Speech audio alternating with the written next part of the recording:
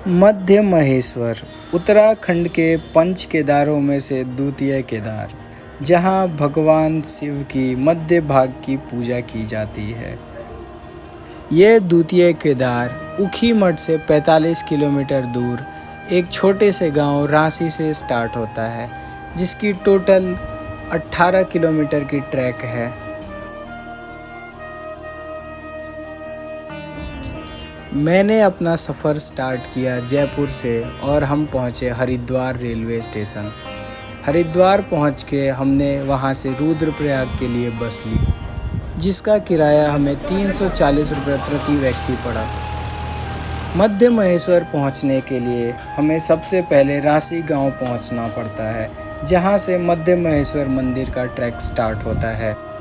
हमने अपना रुद्रप्रयाग का सफ़र सुबह के 10 बजे से शुरू किया, जो हमें ऋषिकेश होते हुए देवप्रयाग के साथ श्रीनगर एवं रुद्रप्रयाग पहुंचना था। रास्ते में हमने देवप्रयाग के आगे रुक के ब्रेकफास्ट किया, जो हमें 40 रुपये एक आलू पराठे, सब्जी और दाल के पड़े। नाश्ता करने के बाद हमने फिर से अपना जर्नी स्टार्ट किया और ये खूबसूरत नज़ारों के साथ हमने आगे बढ़ना स्टार्ट किया। रास्ते में बहुत सारे लैंडस्लाइड हमने देखे, जो कि भारी बारिश। रुद्रप्रयाग हम दोपहर के 3 बजे पहुँचे। फिर वहाँ से हमने ऊखीमठ के लिए शेयरिंग टैक्सी लिया, जिसका किराया 150 रुपये पर पर्सन था, बट हमसे उन्होंने चार्ज किया 200, क्योंकि हम लेट हो चुके थे। कुंड पार करने के बाद हमें रास्ते बहुत पतले देखने को मिलते हैं और भारी बारिश की वजह से रास्ते पे मलबे पड़े हुए थे। कैसे भी करके हमने ऊखीमठ पार किया। ऊखीमठ हम शाम के 5:30 बजे पहुँचे। उसके बाद हमने रांसी गांव के लिए शेयरिंग टैक्सी लिया, जिसका किराया 200 पर पर्सन उन्होंने लिया। ऊखीमठ में भी रहने के बहुत सारे ऑप्शन हैं हमारे पास, पर आप ट्राई करें कि रांसी गांव पहुंच जाए रात में। तो हम रांसी विलेज पहुंच चुके हैं और ये हमारा आज का होम स्टे है। इसका प्राइस हमें 502 पर्सन के लिए मिला है रात भर के लिए, और 150 रुपये पर थाली घर का खाना। और यहाँ हमारे पास चार्जिंग केबल है। सुबह उठते के साथ हमने देखा ये नज़ारा और बादलों से घिरे हुए पहाड़, बिल्कुल मन मोहने वाला ये दृश्य था। हमने जल्दी से तैयार होकर ट्रैक स्टार्ट किया। ट्रैक हमने सुबह 7:30 बजे स्टार्ट किया और रास्ते में ये खूबसूरत नज़ारों के साथ हमने अगतौली धार की तरफ स्टार्ट किया। अगतौली धार से थोड़े से आगे जाने के बाद नीचे कुछ सीढ़ियाँ जाती हैं, जहाँ से स्टार्ट होता है हमारा ट्रैक। इस ट्रैक में मेरे साथ मेरा दोस्त था, जिसका ये पहला ट्रैक था। आज का हमारा प्लान था कि हम गोंडार विलेज पहुंचेंगे, जहां हम मॉर्निंग का ब्रेकफास्ट करेंगे। बनतौली धार से गोंडार की दूरी 4 किलोमीटर के आसपास है और रास्ते में ये बहुत खूबसूरत वाटरफॉल पड़ता है, जो कि फेमस वाटरफॉल है इस मध्य महेश्वर ट्रैक का।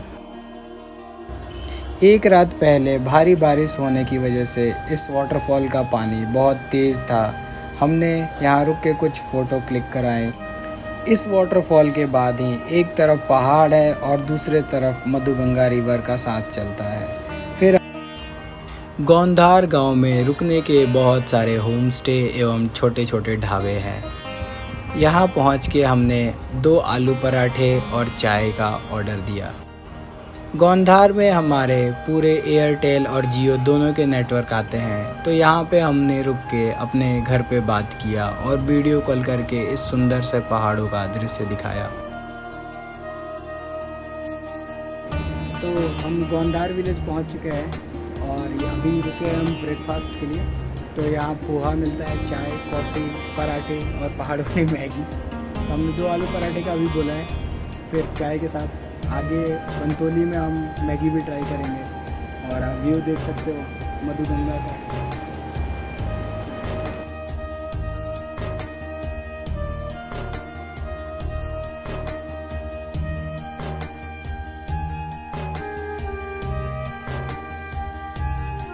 गोंधार से बनतौली के तरफ जाने में हमें ये बड़ा सा लैंडस्लाइड मिलता है, जो कि इस साल की भारी बारिश की वजह से हुआ था।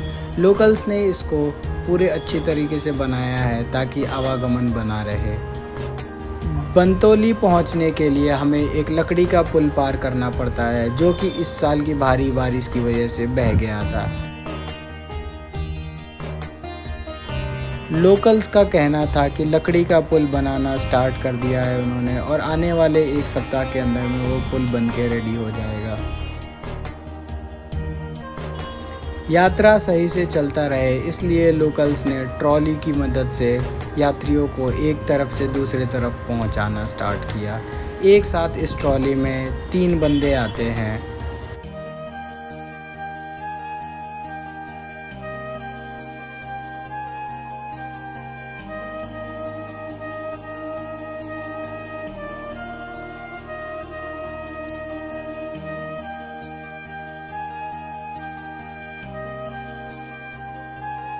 यहाँ की ब्रिज टूट गई है, वहाँ पर बन रहा है नया ब्रिज। और अभी हम लोग रोपवे से आए हैं इस साइड।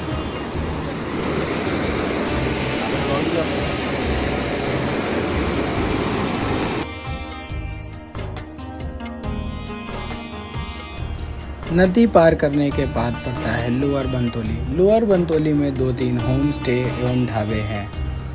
लोअर बंतोली से चढ़ाई का रास्ता स्टार्ट हो जाता है। सामने एक घना जंगल और दोनों तरफ से बहती हुई खूबसूरत नदियाँ। दोनों नदियों का संगम बहुत मनमोहक था।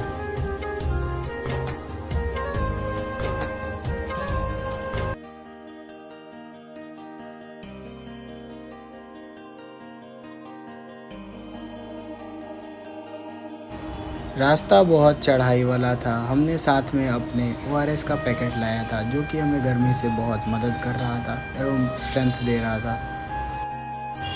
सामने हमारे 2 नदियों का संगम दिखा, जो कि बिल्कुल मनमोह देने वाला दृश्य था। अभी का मौसम और दिनों की अपेक्षा बहुत अच्छी थी। मौसम सुहाना था और रास्ते में कई हमारे को नेचुरल वाटर मिल रहा था, जहां हम अपना मुंह धो के आगे बढ़ रहे थे। रास्ते में बहुत सारे बैठने की जगह भी बनाए हुए हैं। यहाँ बहुत सारे बीच बीच में रास्ते हैं जहां लोकल्स अपने पशुओं को बांधते हैं। हमने अपर बंतोली के पास इस प्यारे से बछड़े को देखा।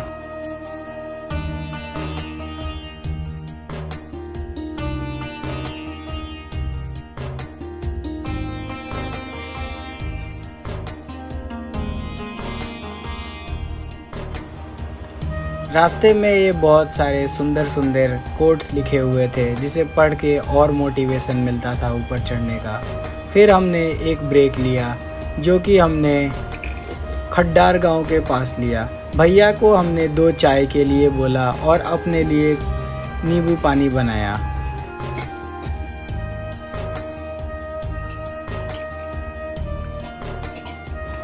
थोड़े देर आराम करने के बाद हमने अपना चढ़ाई फिर से स्टार्ट किया और रास्ते इस बार ज़्यादा कठिन होने लगे एवं चढ़ाई और ऊंची होने लगी। बंतोली से खड्डार के लिए पूरे चढ़ाई वाला रास्ता था। खड्डार में हमारे को एक होम स्टे मिलता है, जहां पे 10-12 बेड हैं। इसके अलावा हमारे को खड्डार में कुछ और सुविधा नहीं मिल सकता है। रास्ते में हमारे को ऐसे फ्रेश नल हमें हर जगह मिलते रहेंगे, जहाँ से हम पीने का पानी भर सकते हैं और मुंह हाथ धो सकते हैं। इस ट्रैक में पड़ने वाले छोटे छोटे गांव और यहाँ के लोग यहीं रहते हैं 12 महीने और यहीं पे उन्होंने अपने लिए खेती बाड़ी एवं जानवर पाल रखे हैं। उसी घर में उन्होंने होम स्टे भी खोल दिया है ताकि आय का साधन कुछ बना रहे। खड्डरा से ऊपर की चढ़ाई बहुत ऊंची है और हर 1 किलोमीटर चढ़ने के बाद ऐसा लगता है कि थक गए हैं और आराम की ज़रूरत है। लेकिन ये मनमोह देने वाला दृश्य हमें मोटिवेट करते रहता है और हम आगे बढ़ते रहते हैं। छोटे छोटे ब्रेक लेते हुए हम आगे बढ़ रहे थे और फिर हमें 2 किलोमीटर के बाद मिला नानू गांव।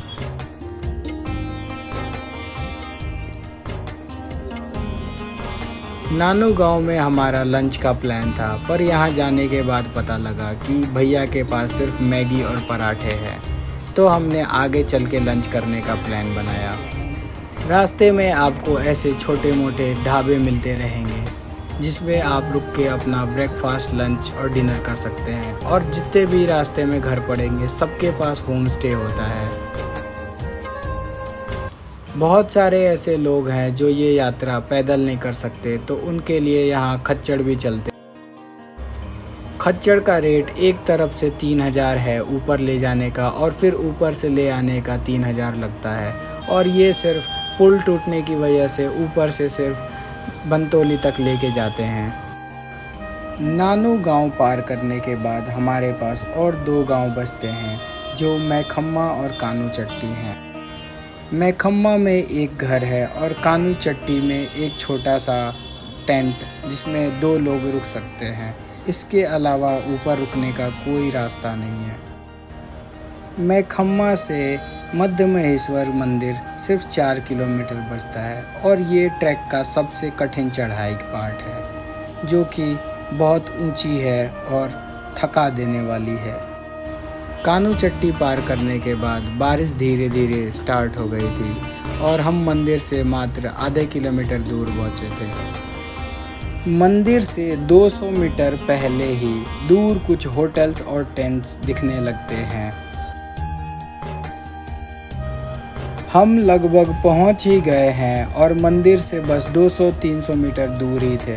यहाँ रहने के बहुत सारे ऑप्शन हैं। नेटवर्क की बात करें तो लास्ट नेटवर्क हमें कानू चट्टी गांव में ही मिलता है। उसके बाद से मध्य महेश्वर मंदिर और बूढ़ा मध्य महेश्वर कोई नेटवर्क नहीं रहता है।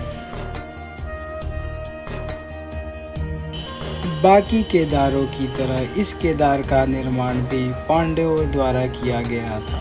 कहते हैं यहाँ पे पांडवों ने भगवान शिव के नाभि के दर्शन किए थे। यहाँ पर भगवान शिव के महेश यानी बैल रूप के मध्य भाग की पूजा की जाती है, इसलिए इन्हें मध्य महेश्वर कहा जाता है।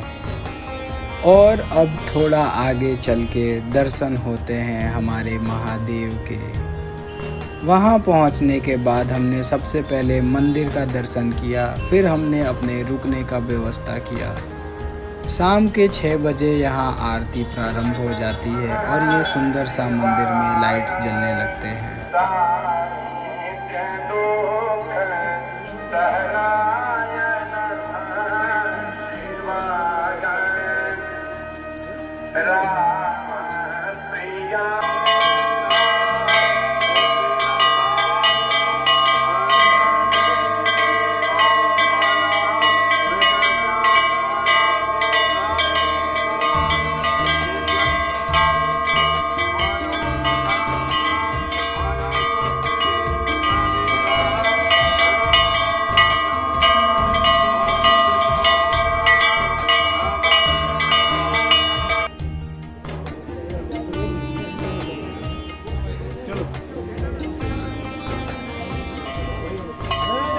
आरती के बाद हम डिनर करने के लिए चले गए।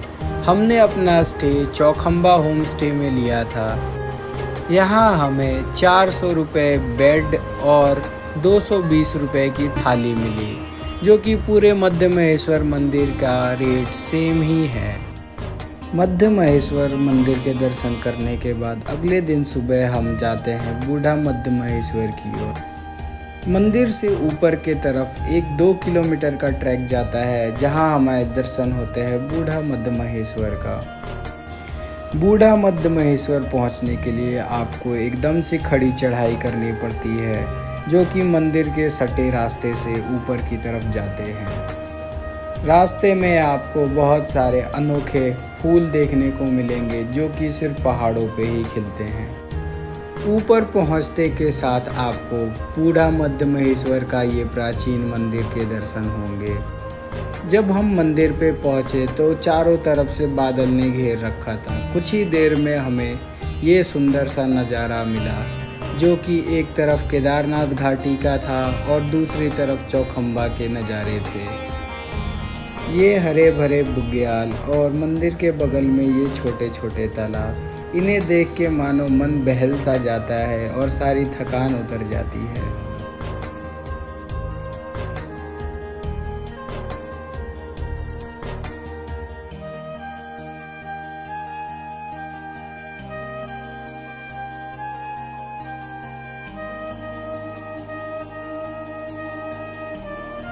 ऊपर से आने के बाद हमने इस कुंड का दर्शन किया और कुछ फ़ोटो और वीडियो लिए।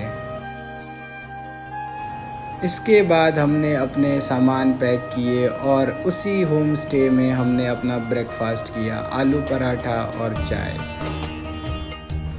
अगर आप भी मध्य महेश्वर मंदिर के दर्शन करने आते हैं तो अपना स्टे चौखंबा होम स्टे में ज़रूर करें।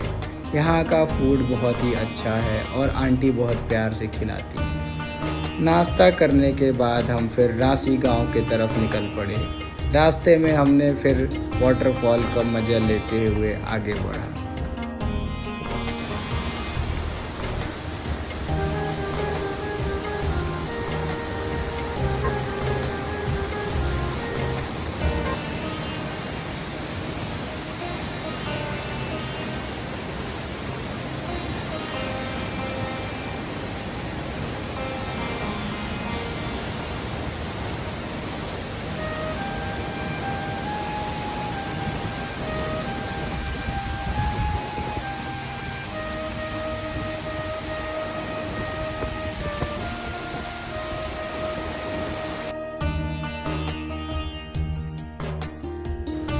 रासी गांव पहुंच के हमने नाइट स्टे किया और अगले दिन सुबह हम हरिद्वार के लिए निकल पड़े। रासी गांव से रोज़ सुबह एक टैक्सी जाती है जो कि देहरादून तक जाती है। आप उससे डायरेक्ट देहरादून आ सकते हैं। मैं उस टैक्सी ड्राइवर का नंबर डिस्क्रिप्शन में दे दूंगा, आप उनसे कांटेक्ट कर सकते हो। रोज़ सुबह वो देहरादून से रासी के लिए निकलते हैं और फिर अगले दिन रासी से देहरादून के लिए। आशा करता हूँ कि ये वीडियो आपको पसंद आया होगा और इसी के साथ हम यहाँ पे वीडियो समाप्त करते हैं।